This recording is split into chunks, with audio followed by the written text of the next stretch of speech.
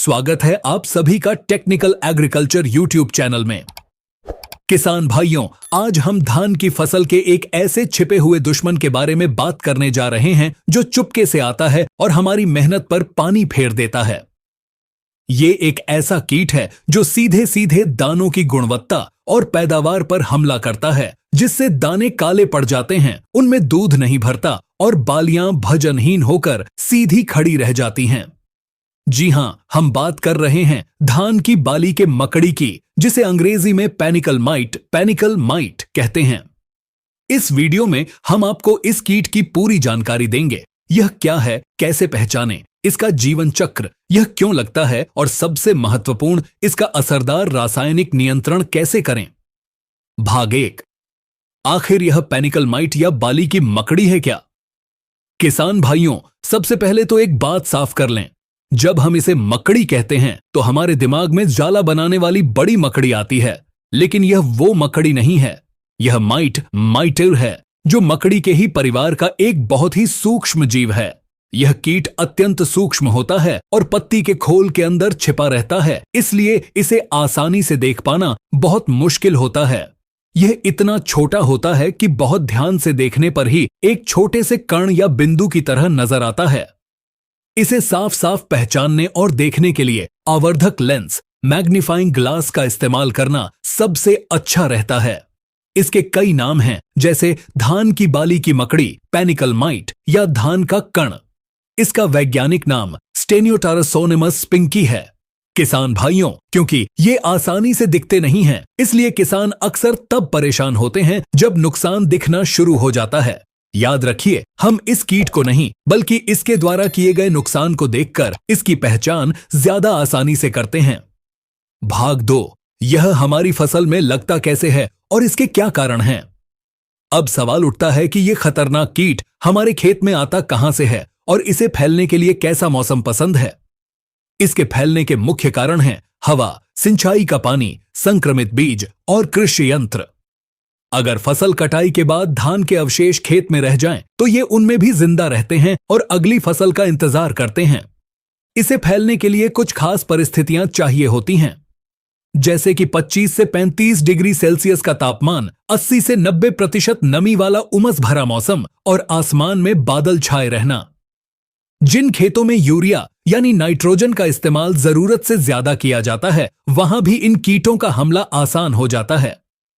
मुख्य रूप से धान की फसल में जब बालियां निकलने वाली होती हैं, यानी गभोट अवस्था में, उस समय अगर मौसम में उमस और गर्मी ज्यादा है तो पैनिकल माइट के हमले का खतरा सबसे ज्यादा होता है। भाग 3। सबसे जरूरी, नुकसान की पहचान और लक्षण। किसान भाइयों, अब हम उन लक्षणों की बात करते हैं जिन्हें देखकर आप पता लगा सकते हैं कि आपके खेत में पैनिकल माइट का हमला हुआ है या नहीं। बालियां निकलने से पहले अगर आप पौधे के तने से पत्ती के खोल को हटाकर देखेंगे तो आपको अंदर की तरफ हल्के भूरे या कत्थई रंग के धब्बे दिखेंगे। यह सबसे पहली निशानी है। बालियां निकलने के बाद कुछ मुख्य लक्षण दिखाई देते हैं। पहला, दानों का काला पड़ना। बालियों के कुछ दाने काले, भूरे या चॉकलेटी रंग के हो जाते हैं। ऐसा लगता है जैसे उन पर किसी ने धूल छिड़क दी हो। दूसरा, बालियों का बदरंग होना।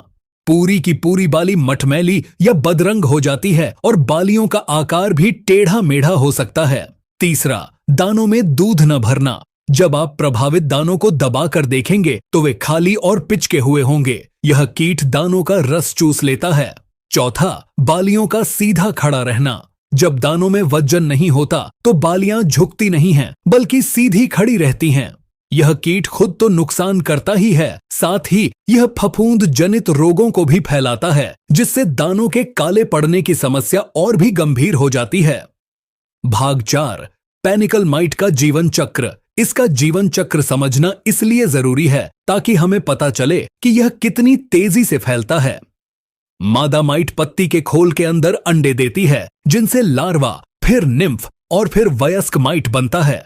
सबसे खतरनाक बात यह है कि अनुकूल मौसम में यह अपना पूरा जीवन चक्र सिर्फ 7 से 10 दिनों में पूरा कर लेता है।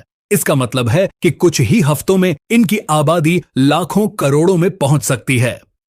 भाग 5 सबसे महत्वपूर्ण रोकथाम और रासायनिक नियंत्रण। किसान भाइयों, अब हम समाधान पर आते हैं। पहले बात करते हैं रोकथाम के उपायों की। फसल कटने के बाद गर्मी में खेत की गहरी जुताई करें। खेत और मेढ़ों को खरपतवार से मुक्त रखें। बुवाई से पहले बीज का उपचार जरूर करें। नाइट्रोजन यानी यूरिया का प्रयोग संतुलित मात्रा में करें और फसल कटाई के बाद अवशेषों को नष्ट कर दें। अब आते हैं रासायनिक नियंत्रण पर। इसमें 2 बातें सबसे जरूरी हैं, सही समय और सही दवा। छिड़काव का सबसे असरदार समय है गबोट अवस्था, यानी जब बाली तने के अंदर बन रही हो और बस निकलने ही वाली हो। पहला छिड़काव गबोट अवस्था में करें और यदि जरूरत पड़े तो दूसरा छिड़काव 10 से 15 दिन बाद कर सकते हैं। अब बात करते हैं सही दवा की। आपको ऐसी दवा चुननी है जो विशेष रूप से माइट या मकड़ी पर असर करती हो, जिन्हें माइटिसाइड, मिटिसाइड या एक्केरिसाइड कहते हैं। एक जरूरी बात, दवा खरीदने से पहले हमेशा पैकेट पर लिखा टेक्निकल नाम जरूर पढ़ें। ब्रांड नाम क्षेत्र और कंपनी के अनुसार अलग अलग हो सकते हैं, लेकिन टेक्निकल नाम वही रहता है। यहां कुछ बेहतरीन टेक्निकल और उनके प्रसिद्ध ब्रांड नाम दिए गए हैं। Technical: propargite 57% EC, propargite 57% EC। यह एक बहुत ही भरोसेमंद और असरदार माइटिसाइड है।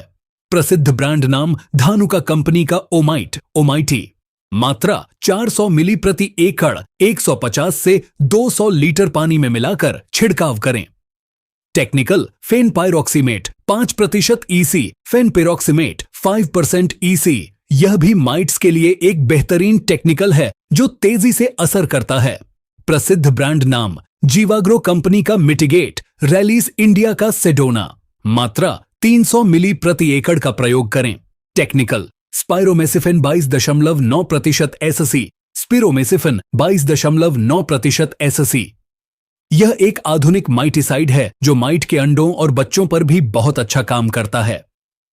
प्रसिद्ध ब्रांड नाम बायर कंपनी का ओबेरॉन। मात्रा 200 मिली प्रति एकड़ का प्रयोग करें। Technical: diafenthiuron 50% WP, diafenthiuron 50% WP। यह दवा माइट के साथ साथ कुछ रस चूसक कीटों पर भी काम करती है। प्रसिद्ध ब्रांड नाम सिंजेंटा कंपनी का पेगासस। मात्रा 250 ग्राम प्रति एकड़ का प्रयोग करें। Technical: hexythiazox 5.45% EC, hexythiazox 5.45% EC। यह दवा मकड़ी के अंडों पर बहुत अच्छा नियंत्रण करती है, जिससे उनकी अगली पीढ़ी पैदा नहीं हो पाती। प्रसिद्ध ब्रांड नाम बायोस्टैट कंपनी का मेडन। मात्रा 250 मिली प्रति एकड़ का प्रयोग करें। छिड़काव करते समय दवा के साथ हमेशा एक अच्छा स्टिकर यानी चिप को जरूर मिलाएं। पानी की मात्रा सही रखें और छिड़काव हमेशा सुबह या शाम के समय ही करें। तो किसान भाइयों, धान की बाली की मकड़ी या पैनिकल माइट एक गंभीर समस्या है, लेकिन अगर हम सही समय पर इसकी पहचान कर लें और सही दवा का सही तरीके से इस्तेमाल करें तो हम अपनी फसल को इसके नुकसान से पूरी तरह बचा सकते हैं। संक्षेप में याद रखें, यह कीट बहुत सूक्ष्म है, लेकिन इसके नुकसान से इसकी पहचान आसानी से होती है। गबोट अवस्था छिड़काव के लिए सबसे सही समय है। साधारण कीटनाशक की जगह विशेष माइटिसाइड का प्रयोग करें। हम आपके लिए इतनी मेहनत करके वीडियो बनाते हैं ताकि आप तक सही और सटीक जानकारी पहुंच सके। हमें उम्मीद है कि इस वीडियो में दी गई जानकारी आपके बहुत काम आएगी। अगर आपका कोई भी सवाल है तो नीचे कमेंट बॉक्स में जरूर पूछें। कृपया हमारे टेक्निकल एग्रीकल्चर YouTube चैनल को सब्सक्राइब करें, इस वीडियो को लाइक करें और दूसरे किसान भाइयों के साथ भी शेयर करें ताकि वे भी इस जानकारी का लाभ उठा सकें। धन्यवाद।